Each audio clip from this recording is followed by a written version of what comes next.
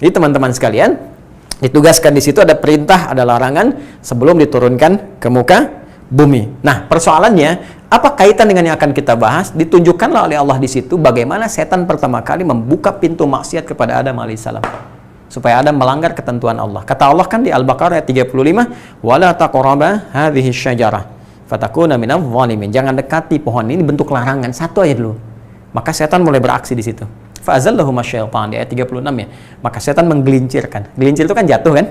Turun ke bawah kan? Indah bahasa Quran kan diksinya? Ya, bukankah ada di atas langit? Ya, kalau bumi kan di bawah. Makanya kalau tergelincir jatuh dari atas ke bawah kan? Itu diantara kalau Anda belajar balaghah tuh enak sekali baca Quran tuh. Nggak ada tertandingi keindahan bahasa Quran. Kayaknya kalau baca yang ini pengen baca yang lain, pengen baca yang lain. Kenikmatan tersendiri. Allah anugerahkan kami ya Allah kenikmatan berinteraksi dengan Al-Quran.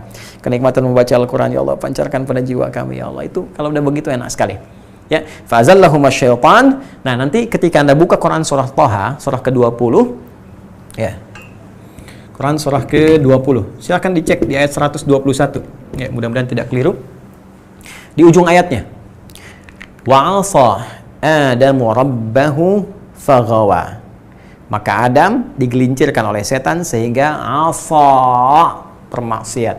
Nih. 'Asa itu kata kerja infinitifnya. 'Asa. Sifatnya disebut maksiat. Keadaannya. Ini infinitifnya disebut dengan asa. Wa asa Adamu rabbahu faghawa. Ya, maka Adam digelincirkan oleh setan, dibawa untuk tersesat, bermaksiat, berbuat maksiat dengan melanggar ketentuan tadi. Ini sebelum Adam ditugaskan sebagai nabi. Ingat, ini masih pelatihan sebagai gambaran. Jangan Anda katakan nabi kok bermaksiat. Bukan Joni, bukan begitu memahaminya. Anda belum paham.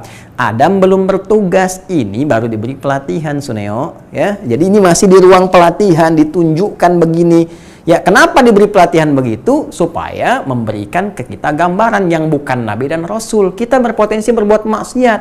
Kalau Adam itu ketika turun berdinas jadi nabi, dijaga oleh Allah. Turun ke bumi, Al-Baqarah 38, "Qulna habitu minha jami'an." Begitu turun dijaga, maksum. Tapi di atas sana diberikan pendidikan sebelum turun untuk memberikan gambaran kepada kita. Ini nanti akan kita hadapi. Kita bukan nabi, bukan rasul, berpotensi terbawa oleh jebakan setan. Ini yang bahaya. Bagaimana menghindarinya? Harus kenal dulu. Maka berbahagialah Allah mengutus Nabi Muhammad SAW sebagai pamungkas Sayyidul Anbiya'i wal Mursalin, menunjukkan pada kita, nih begini dokumentasi yang disampaikan lewat Al-Quran sebagai ketentuan yang hak, indah. Makanya kalau baca Quran itu selesailah kehidupan tuh. Maksudnya bukan meninggal, enak maksudnya. Ya, nyaman, terlihat. Oh ini tantangannya, ini mengatasinya. Ini enjoy aja, ajaban li amril mu'min. Oh, mengagumkan keadaan orang beriman itu. Itu gambarannya. Jadi itu yang dibuka oleh setan. Ya.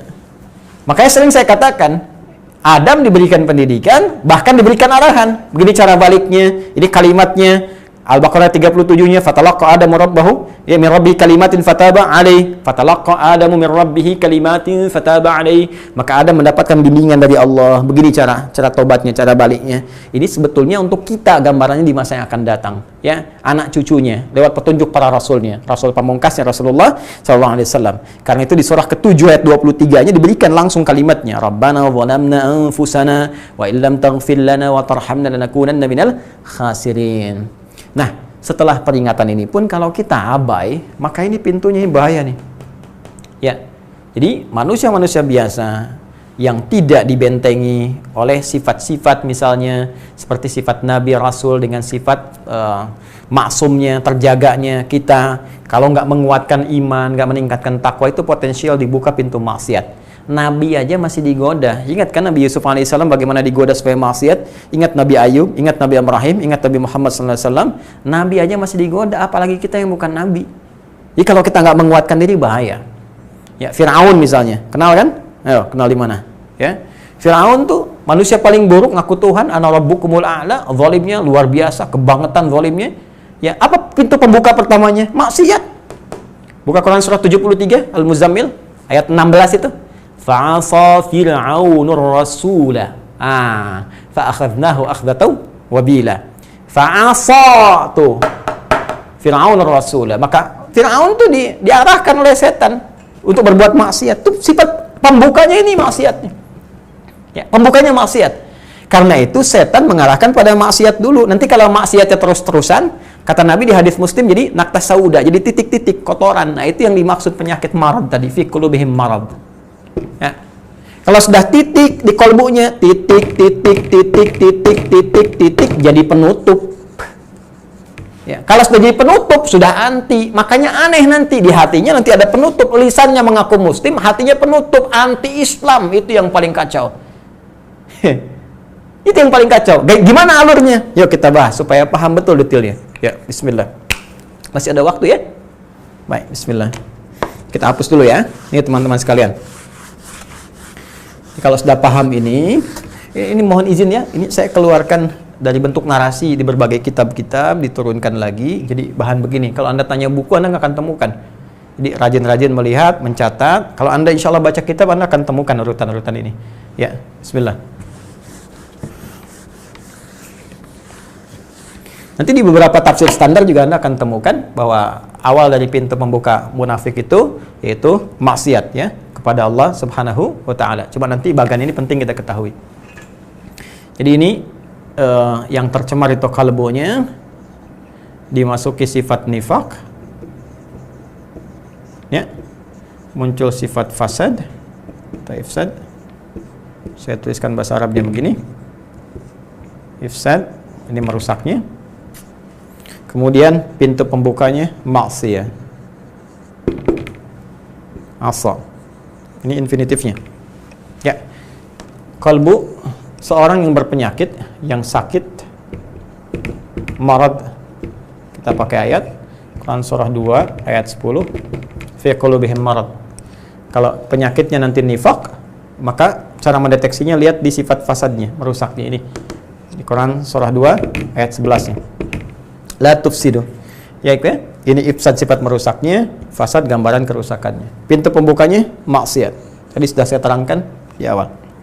Nah, kalau kita lihat pintu bermaksiat ini ragamnya bermacam-macam. Ya, ragamnya bermacam-macam. Saya ingin memulai dari kalangan orang beriman dulu, yang muslim. Ya. Kalau non-muslim sudah otomatis ya, karena tidak ada iman dalam dirinya. Kita berdoa kepada Allah supaya mau beriman kembali kepada fitrahnya. Nanti kita akan terangkan. Ya, boleh jadi nanti Anda punya sahabat yang non-muslim juga, boleh jadi bertetangga juga. Demikian, itu normal kehidupan, gak apa-apa. Saya pun demikian. Ya, saya punya teman juga, kan? Diskusi juga, ngobrol juga, bertetangga juga, alhamdulillah. Dan kita berusaha berdoa, mengarahkan pada yang baik, alhamdulillah. Dan nanti semoga kekuatan diberikan oleh Allah, mendapat hidayah. Nah, itu kembali kepada masing-masing, karena tidak boleh ada paksaan ya untuk berkeyakinan la ikraha fid din. Kita tetap bergaul dengan baik. Anda punya sahabat di kantor, gaul dengan baik. Ya, jangan bedakan dalam pergaulan dunia. Anda punya promosi jabatan, bawa dia, ajak makan, itu kan, antarkan makanan, bergaul dengan keluarganya dengan batasan-batasan syariat yang ditetapkan. Ya, ketika mau ibadah, ya berikan kesempatan, jangan ganggu dia. Ya, Anda pun gak usah ikut-ikut tuh kan. Nah, kalau dia bertanya tentang Islam, jelaskan, tampilkan setiap yang baik, jujur dalam pekerjaan, bersikap mulia, sayangi saudara-saudaranya, teman-temannya, gitu kan, dalam konteks yang dibenarkan. Nah, ini teman-teman sekalian. Bagaimana seorang muslim ketika diarahkan oleh setan untuk bermaksiat? Ya, tolong ingat narasinya ya. Narasinya dilihat, jangan sampai nanti bagannya aja ini berbahaya.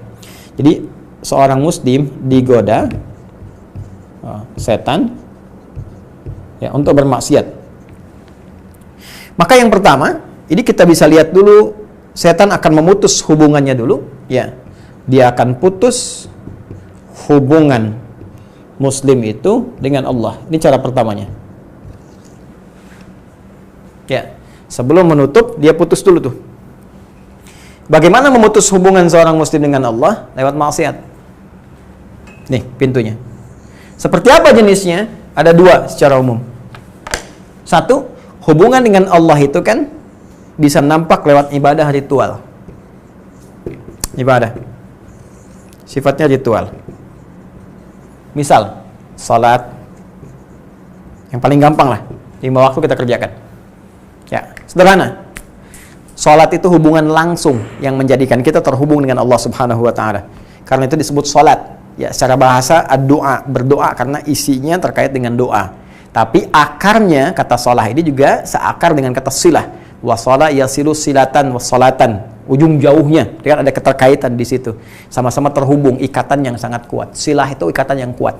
Silaturahim, ikatan kasih yang kuat. Anda kumpul-kumpul dengan teman, melihat dari situ, saling mengenal, mendoakan dan sebagainya. Begitu terpisah, Anda ingat lagi, Anda doakan di keheningan malam.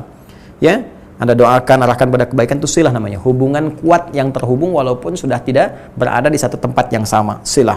Hubungan yang mengatur hubungan kita dengan Allah supaya kuat, itu disebut dengan sholat namanya. Sehingga orang yang sholatnya benar, terhubung dengan Allah sangat kuat. Dimanapun walaupun pasca sholat. Ya, dia sholatnya di masjid, cuman keluar masjid karena terhubung dengan Allah, kuat dia, maka terjaga keadaannya karena merasa terhubung dengan Allah Subhanahu wa Ta'ala.